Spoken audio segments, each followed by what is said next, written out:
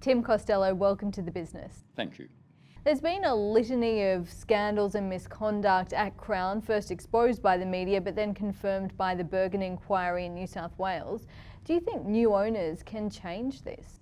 Well, I think new owners now know exactly what's required. Thanks to Judge Bergen, we know where she has set the bar, and it's a bar that always should have been there. She said, you can't have money laundering enabling organised crime, selling drugs to our kids, trafficking women. You can't have junkets with triads. You can't open up false bank accounts for gambling syndicates, which Crown allegedly had done. So whoever comes in at least now knows what's expected. And how confident are you that these reforms will be enforced? Look, the industry is so powerful. When there's so much easy money to be made, it's little wonder there's been crime, terrible governance, all the things that were discovered up here in New South Wales. But Justice Bergen has made a start. The cracks have appeared. 2 royal commissions really give us a chance to nail this. I hope we do. There's a long road back for Crown in gaining a casino licence in New South Wales, and of course it's facing a royal commission into its activities in both Western Australia and Victoria, the Victorian Inquiry kicking off on Wednesday. Do you think Blackstone thinks it can be more heavy-handed with state governments in terms of ensuring the casinos can still run? Well, Blackstone obviously think there's a lot of easy money still to be made in a casino, and that of course worries me. I think that if the Bergen recommendations are reinforced in Melbourne and in Perth, namely, a casino must know their customer.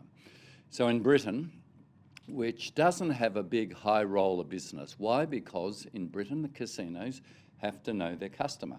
You have to prove your identity. It gets rid of organised crime because criminals never want to reveal their identity. That, in my estimation, will undercut Crown's high roller business by up to a third, maybe a half. Now, does Blackstone factor that in? That's at least $400 million of profit they won't get with the Bergen requirements, know your customer. If Blackstone think they can get away with avoiding that, we have not moved on, and they shouldn't get a licence. They won't be fit and proper either. But their calculations they're making with the share price. The offer price is quite a big premium to the last closing price on Friday. Where do you think they're seeing value? Well, they know that James Packer is in a really difficult position, that there's not going to be a licence for Crown Casino until he sells down his 37%. Why 37%? It's given him total control of the Crown board ever since he took over. And the findings say absolutely not, because of James's shadowy, subversive influence. So they sniff an opportunity. They know that there is going to be a casino. Barangaroo has been built. There's going to be something there. Likewise in Perth and in Melbourne. And obviously they are factoring in James' weakness, the fact that he has to effectively sell down and can be tempted now. That's clearly the financial calculation. In terms of James Packer, though, it may be required that he sells out, but he's still going to make a fair bit of cash from a sale. Well, it's a funny thing when people say to me, you know, I'm going to try and have a win at the pokies or at the casino. I always said to them, no, don't gamble there. Buy shares in a casino. Then you'll win. You'll always win. And James is on record saying he watched the business where his dad actually went to gamble, and he said, how effing easy to make money. Well, in terms of, I guess, regulation, state governments essentially see their coffers contributed to by casino revenue, and they're the ones regulating casinos. Do you think that's appropriate?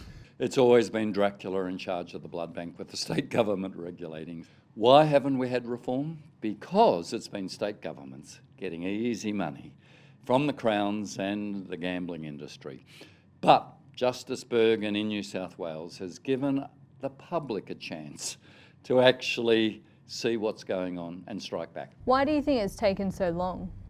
It's taken so long because Crown in Melbourne and in Perth have had political impunity. They've been immune from action.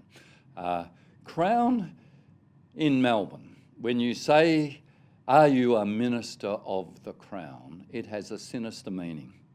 They are that powerful. They have got whatever they want. They have special carve-outs still at Crown Casino for their pokies. The pokies outside Crown don't get. So what should happen? Should there be a national regulator? Yeah, I would much prefer a national regulator because state governments are always strapped for cash, and we got to 20% of the world's pokies because literally the gambling, captains of gambling industry said to state treasurers, boy, do we have an easy win for you. Just let the pokies roll out. And they went into the poorest postcodes and give Crown and casinos this wonderful deal. I think a national regulator would put an end to that. Tim Costello, we appreciate your time. Thank you. A pleasure.